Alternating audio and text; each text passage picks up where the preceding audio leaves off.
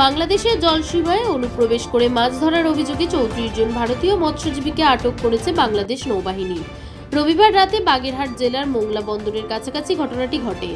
FB ঝড় এবং FB Mangalchandi নামের দুটি ভারতীয় ট্রলার জলসীমা অতিক্রম করলে ধরা পড়ে। জানা গেছে, ট্রলার দুটি কাকদ্বীপ থেকে মাছ ধরতে সমুদ্রে পাড়ি দিয়েছিল।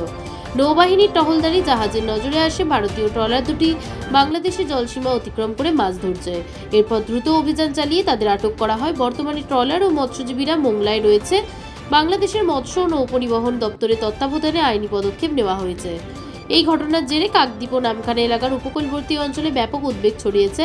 আটক মৎস্যজীবীদের পরিবার দ্রুত তাদের ফেরানোর দাবি জানিয়েছে।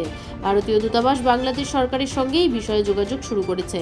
প্রসঙ্গত, আগেও এই ধরনের ঘটনা ঘটেছে। ২০২৩ সালের অক্টোবর মাসে মাছ ধরার সময় বাংলাদেশের জলসীমা লঙ্ঘনের অভিযোগে ৬টি ট্রলার ও ৫৫ জন ভারতীয় মৎস্যজীবীকে আটক করা হয়েছিল। প্রশাসনের পক্ষ থেকে সীমান্তবর্তী জেলেদের আরও সতর্ক থাকার পরামর্শ দেওয়া হয়েছে।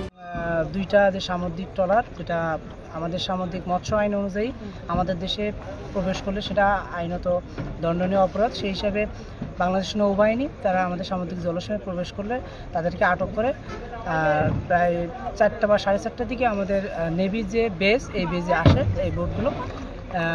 প্রাথমিকভাবে আমরা মাছের যে বিষয় আমরা যে আনুমানিক যে পরিমাণ বলছি, বিভিন্ন প্রজাতির সামুদ্রিক মাছ আছে, ২০০-র অধিক ক্যারেট হবে। আমরা এখন কার্যক্রম আপনারা দেখতেছেন না, নামানোর প্রক্রিয়া চলতেছে। আর এই দুইটা ট্রলারে প্রায় ৩৪ জন ভারতীয় নাগরিক ছিল, তাদেরকে থানায় সোপর্দ করা হয়েছে এবং অন্যান্য কার্যক্রম চালু রয়েছে। আমরা মাছগুলো নামানোর পরেই আমাদের অকশনের যে কার্যক্রম সেটা বিধি মোতাবেক শুরু করবো ইনশাল্লাহ, আপনাদের সহযোগিতা মাধ্যমে।